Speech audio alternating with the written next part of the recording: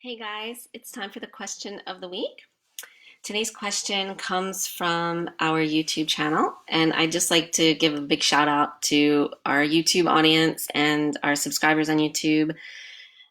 You guys are just awesome, and if we could figure out how to do live videos on there, we'd totally be doing them on there as well. But it says we need to download some software or something like that, and we don't know what that is, so here we are doing them on here. But anyway, today's question is we've been getting variations of this question a lot lately, and I have no doubt that it's due to people feeling isolated and alone and self-isolating and stuff due to the whole coronavirus pandemic. And so that this question is help. I can't stop my obsessive thoughts.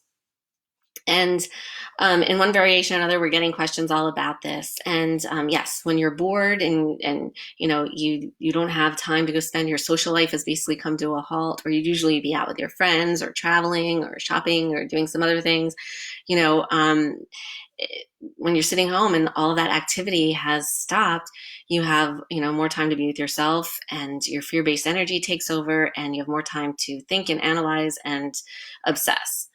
And we already know the fear-based energy, even in non-isolation times, is very obsessive. It's an obsessive, addictive energy, and it controls your mind. So it also controls your thoughts. And so I just want to put out there that you're not supposed to stop your thoughts. It's not about stopping something because you don't want to resist it, because what you resist persists. So really what it's about is sitting there and being aware of your thoughts, watching your thoughts, and especially the persistent obsessive ones and the ones that keep coming up and coming up.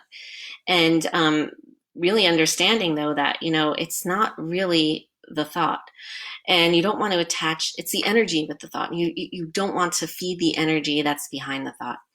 And I'll give you a couple examples of what I mean. So a normal thought would be, and this seems factual and true and real, okay? Oh, there's not a cloud in the sky today. Okay, that's a thought. And it might be true. It might be the fact. There's no clouds you can see in the sky. But for you saying that might be amazing, right? Like that, you might think that's like an awesome thing because you had a beach day planned and you don't want it to rain, and that's great. Well, the person sitting next to you might have the same thought. There's not a cloud in the sky today. And it's true, just as it is within your world, it's true in their world. However, on their side, they may not be happy about that. That might be not so good of a thing that they're judging because guess what? They might need rain. Maybe the area's in a drought and their lawn is dying and they need rain to like water their plants or whatever, right? So the point is though, it's the same thought, but there's different energy behind it because the story behind that thought is different for each individual person. And what makes up that story is the fear-based energy. So for example, so I remember one of the most prevalent, strongest, consistent obsessive thoughts I had when I was at the point of my journey where you're at and my twin flame and I were physically separated was that he had moved into he basically blocked me, told me to fuck off, everything, left out of nowhere, it seemed, suddenly, and then quick started dating someone else and then moved in with that person, like within a few weeks. And that was like, I just couldn't get over. I was like, oh, he's living with someone else. And, that means he never really loved me. He could have never really had any feelings for me. I must have imagined everything, it was just awful. Like I just couldn't get past that. And so, but let's see what that was, right? So I had that thought, oh, he's living with someone else. That may be factually true, right? Just like there are no clouds in the sky. Fact, true. But what's not true is the fact that my fear-based energy put a story to that. My fear-based energy took that fact and made it be like, oh, well, that means what he never really had feelings for me. He never really loved me. He's over me. And so he got over me so quickly, he could have never had feelings for me. It was all a lie. I must be crazy, like everything else, and it just snowballs. And it does snowball. If you ever take an actual ball of snow and a little tiny one in your hand, and then if you roll it around on the ground and it gets bigger and bigger, right? It just collects more snow. And that's how your fear-based energy works. So it starts with a factual thought that, may appear to be the case, right? But then it adds a story to it that you don't know is real. It's not real because it's made up by your fear-based energy. And your fear-based energy controls your mind, and your mind always has a filter. And so your filter will put a bias or, a judgment on something that someone else's filter, even though they're factually knowing the same thing is going on in front of them, they have a different bias and a different filter about it and a different judgment. And I'll give you another example about obsessive thoughts. So we have a student named Molly, and she was stuck in a different dynamic with her twin flame. She was stuck in the back and forth thing. Her twin flame was married to someone else. And so, the twin flame would come and go and say he was leaving his wife and then come back to her for a little while and then leave and then go back to the wife. And so, every time he would come and go, every time he left, she was like, oh, he's back with his wife. Okay, maybe true fact for physical world. But then there was the story. Oh, that means he never wants to be with me. He's never going to be with me again. He's never going to leave his wife. Like all this other stuff that isn't real. It isn't true because that's the story that the fear-based energy is attaching to the factual thought. And even, that's why we say, don't pay attention to what's going on in the physical world. The physical world, you don't know what anything means. It's only the meaning that you attach to it. And when you're in the throes of a twin flame journey, your fear-based energy is attaching all sorts of crazy meanings to it. I don't have to tell you. I mean, that's just what it does, right? And so we know these aren't real because, my twin flame and I have talked about it since then, about what was going on back then. And, it was like, he didn't even realize like what was going on. He said to me, he's like, he told me to fuck off and never call him again. And he's like, why didn't you ever call me? And I was just remember thinking, you told me not to, right? And, but here's the thing. I know you feel this way because I felt this way. When you're in the throes of your twin flame journey like this, you feel almost like you're in a fog, like you're in this cloud of like, you don't know what's going on. You don't recognize anything. You don't recognize yourself. No one understands what's going on. No one understands you. You don't know what's real. It's almost like a surreal feeling, right? And that feeling, that cloudiness is fear. Fear is cloudy. Fear is not clear. Truth is clear. Truth and love, they're clear. It's like there's one, that's it. That's what it is. Fear gets all cloudiness, has all these stories and all these things coming in, and it flips back and forth too.